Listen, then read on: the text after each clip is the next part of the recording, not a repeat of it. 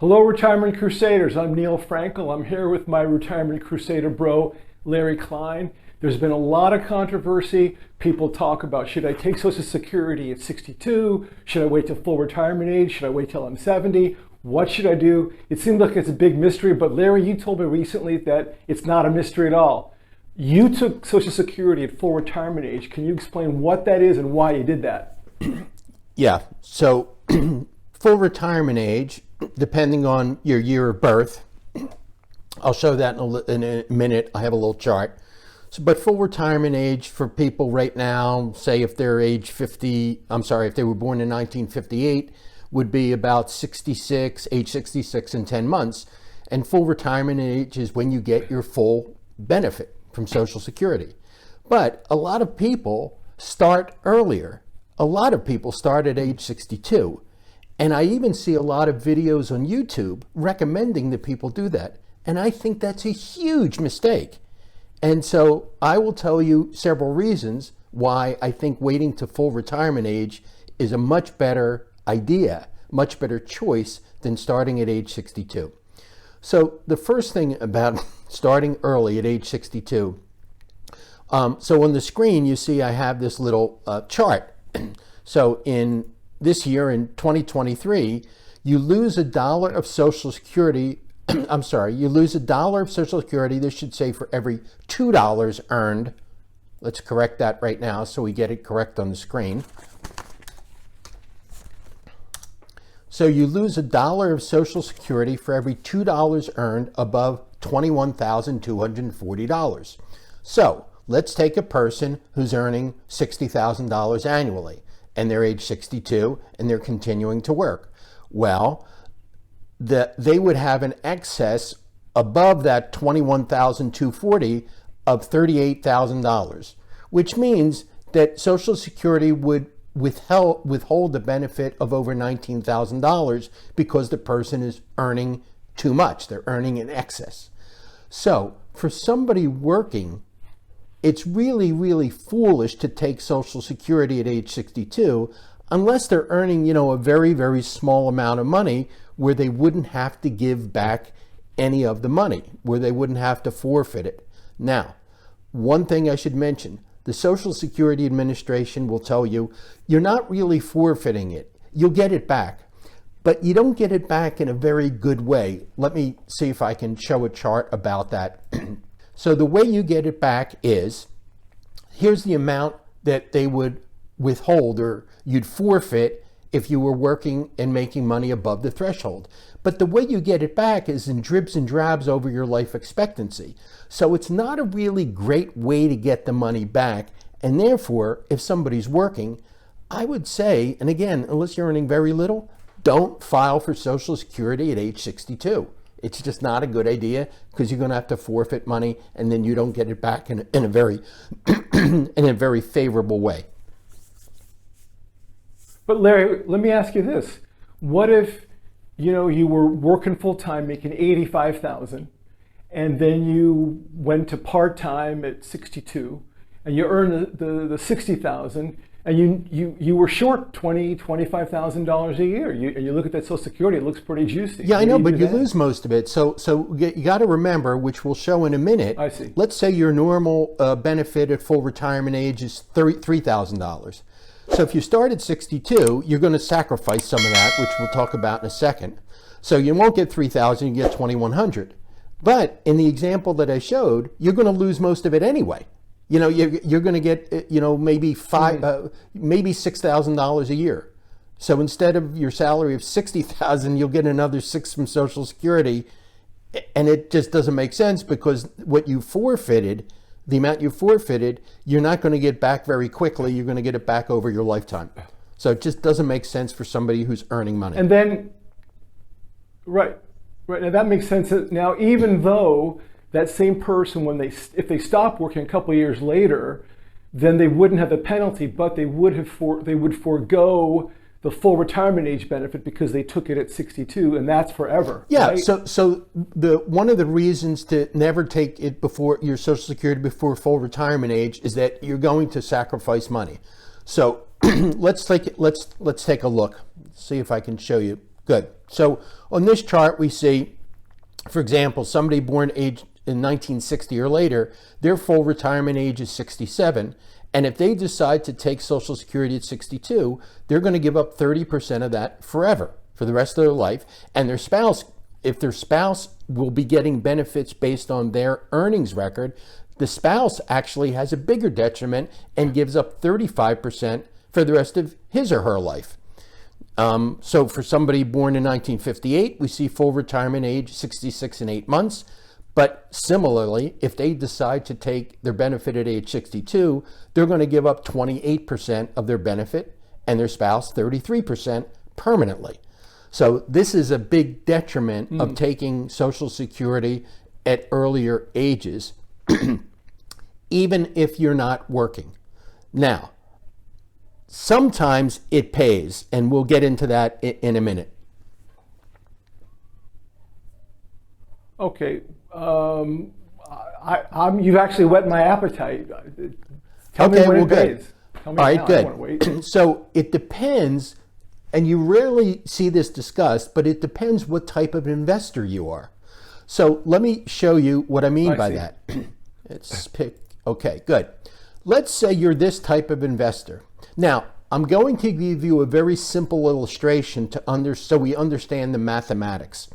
Let's assume that in this illustration, people just got their Social Security money and invested it. Let's just say they didn't spend it, okay? Because we need to understand how money earns money, or the value of money today that you get over time. So let's assume we have an investor who is a very conservative investor. They put their money in the banks and treasury bills and things like that. So they only get 4%, say, a year on their money, just picking a number out of thin air to illustrate. Now that person, if they start their Social Security benefits at age 62, they'll not get their full $3,000 a month. Let's say that would be their full benefit at full retirement age. So they're going to give up 30% of that. They'll get $2,100 a month. So over their lifetime, they're going to get $826,000. That's what it will accumulate to at 4% each year. Now, that same investor, let's say they didn't start at 62, they waited till 67. They would get $3,000 a month, okay? So that investor would wind up with $50,000 more over their lifetime. So it pays them to wait until 67, full retirement age, then 62, because over their lifetime, they will earn more money. Now, the same is not true of an investor who says, no, I invest in the markets and I'm comfortable. I think I can earn 10% over the rest of my lifetime. So, you know, at age 62, they're looking at possibly 30 years of retirement. And they say, I think I can earn 10% a year, which is the long-term average of the stock market. So in their situation, if they start Social Security at 62, they will get also a smaller benefit, and that'll amount to almost $1.8 million over the lifetime. But if they wait to 67, even though they get a larger amount, $3,000, they're going to wind up with less money. Why is that? Because starting the money at age 62, they have 5 years that even though it's a smaller amount, they're earning such a high rate of return on their money, 10% a year, that it pays them to start earlier. So the people who expect to earn higher rates of return on their money, it would argue to start earlier rather than wait till full retirement age. Now, of course, that does not negate what I already said. If you're still earning money, unless it's a very little bit of money, you wouldn't want to do it. But this is the mathematics of starting at full retirement age versus age 62 with no other issues other than whether you expect to earn 4% a year or 10% a year. Okay, so let me ask you this question, Larry. A lot of people talk about maximizing the overall benefits that you've received for Social Security, right, over your lifetime. But what about the impact of spending and budgeting and just needing to make ends meet? You could have one person who has a total income of $60,000 in your example, who spends $70,000 or $80,000, and another person who's spending at 60, another person who's spending 40,000. Should people look at their spending compared to their income when they determine when they should ask for benefits? Yes and no, but here's the point I'd like to make. There are some people who start Social Security at 62 and have this kind of mentality. Well, geez, my living expenses are $1,200 a month, and I'm going to get $2,100 from Social Security. I'm in Fat City. So this is their thinking. However, this is not very good thinking, because they're thinking about today rather than 10 years, 20 years, 30 years from now, and it's very possible people could live that long. So that's a foolish way of thinking, that even though my expenses are low, my Social Security covers it, I'm in good shape. In fact, when I was making notes for this video, I happened to be in my business advertising for a position, and I got a call from a woman. And in our conversation, she blurted out, she said, I'm 76 and I just can't live on $1,400 a month. So this is the mistake. If you line up 1,000 people and say, why did you retire? Very, very few of them will actually say, because I could afford to do it and I calculated that was true over my lifetime. Now, if you're watching this and you don't know how to calculate that or figure it out, this is why people go to financial advisors. So if you don't like math or you hate math or don't want to think about this stuff, go get a professional to help you, because I guarantee you, $2,100 a month today if you get from Social Security, even though your expenses are half of that, you're not going to make it. Your expenses over time are going to grow much faster than your Social Security benefit will. And you're also exposing yourself to uncertainties. You don't know that maybe the interest rate you may be earning on some investments you have might go down. You don't know that maybe the stock market will go down and you're depending on making withdrawals from the market. So there's all these things that can happen in the future that even though your expenses may be low, you've got to make sure you've got a big cushion between your income and your expenses when you go into retirement, because you've got to account for all these vagaries of the future. Make sense? Well, I want to make a plug actually, because you did a video not long ago, a really good one, about a software package or a website that helps people do their own financial plans. And I'm a huge advocate of financial planning, and I know you are too. But we had that video that you did actually showed people where to go on a site where they could do their own planning. It was a great video, and I would recommend that everyone subscribe to the channel, hit the notification bell, so they'll be made aware of that video and when we update that video and other videos to help people make smart decisions like we're talking about today. Okay, good. What else? What else can I fill in? Well, all right. Well, are there other benefits outside of the financial realm that would argue for waiting until 60, till full retirement age? So in general, so this goes kind of a step beyond the Social Security decision. I would advise people not to retire at 62. I think that's a really foolish thing to do. And so, I mean, unless, it's a health situation, you're forced to, do not retire at 62. Look, just the extra 5 years waiting from 62 to 67 allows an investment portfolio to increase by, say, 50%.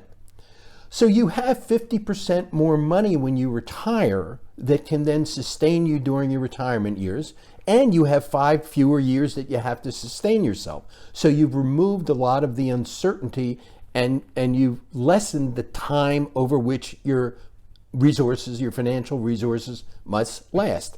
So that's a huge recommendation I would make. Don't retire early. There's also a health reason for this. Let me just share this with you if I can pull this up. So here's from Harvard Health Publishing. They note some studies. Let me scroll down here. Good for Health.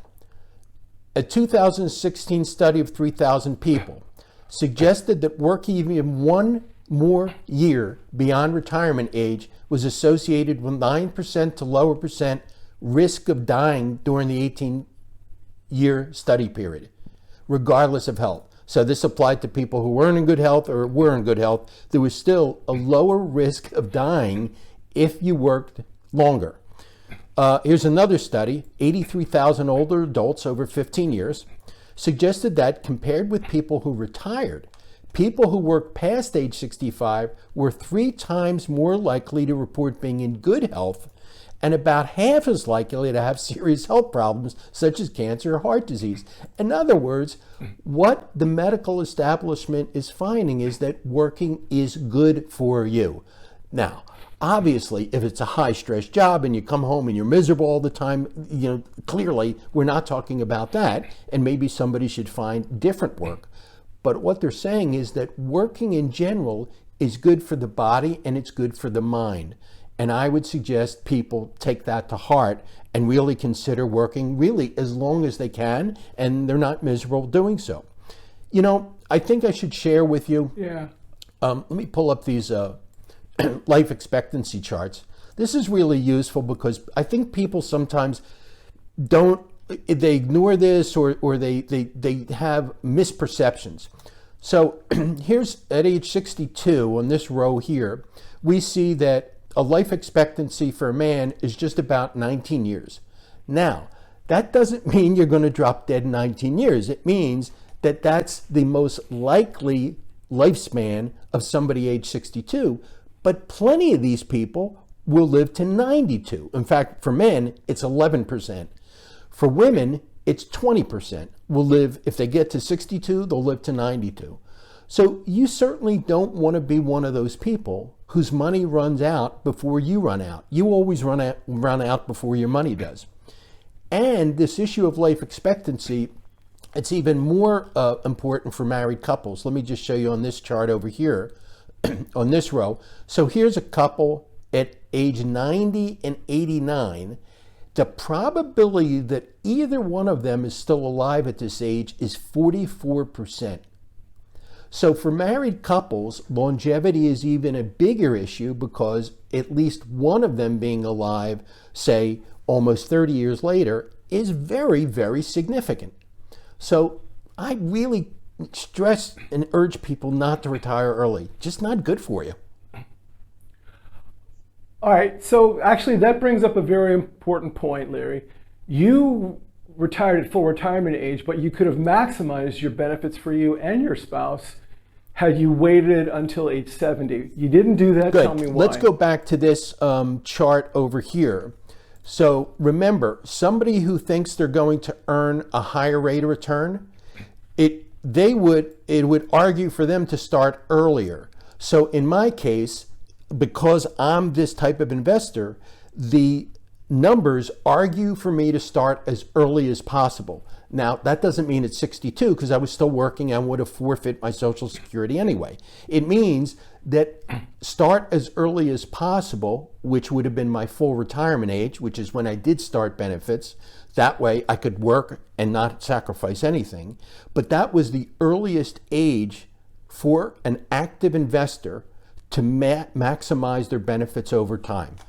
So again, that's for this investor, whereas the conservative investor would always argue to start later because they'll earn more by getting their full benefit. What about all these websites where you plug in the age of your spouse, and we all know that women live longer than men, and if you've married someone a little younger than you, then she'll probably live, her longevity is much greater. Does that have anything to do with your decision? If your spouse is going to end up with your benefit after you're gone, does that play into your decision making? Yes, because my spouse will end up with my benefit, I can kind of think about this just like it were myself. I don't really have to, it's not complicated. Now, other married couples, it may be very different. They may have situations where the two spouses are both getting benefits from their own earnings records, in which case the thinking about this is more complex. And so I did a video called How to Get the Biggest Social Security Benefit for $40, which is what the software costs to use it, that I recommend in that video, where you can plug in both spouses' situations, earnings records, tax rates, all kinds of factors, so that you can really understand what the best options are, which might be that one spouse takes Social Security at 62, the other spouse waits till full retirement age, or maybe one spouse starts at full retirement age and another spouse starts at age 70. So much more complex with some married couples. I highly recommend they use the software. Okay. And also, we've sort of skirted the issue or talked a little bit about the issue of financial planning. And I think that having a financial plan probably helps people make a better decision than not, but it does a lot more than that. So everyone watching this, you're going to benefit within the Social Security realm and also outside of it by having a plan and talking to your financial advisor before making any investment decisions. There's actually a lot of studies that show people who actually have a financial plan feel more confident and they feel better about their situation. And just for that reason, I would urge people to do it, because why go through life worried and concerned when you can have a plan, and if you have an advisor, you can go see them once a year and update the plan. It just makes for a better, more comfortable financial living situation when you know what's happening and you have an idea of what will happen. Okay, so I got one last question for you, Larry. There's a lot of talk, or at least there was a couple of months ago, about Social Security going bust, running out of money. Does that have any impact on your decision or recommendations? Should people get in and get the money now before they run out of money? So here's my cut on this. Now, I don't have a crystal ball, but this would be the way I would suggest people think about this. So it's absolutely true that on its current course, with no changes, in about 9 years or so, everybody who's receiving Social Security, their benefit would get cut by about 20%. Now, why do I think that won't happen? Because politicians like to get reelected, and they know that if they don't do something for, say, the people, at least the people age 60 and over, to protect their benefits, they're going to lose votes and they're going to have to find a new job. And they don't like that.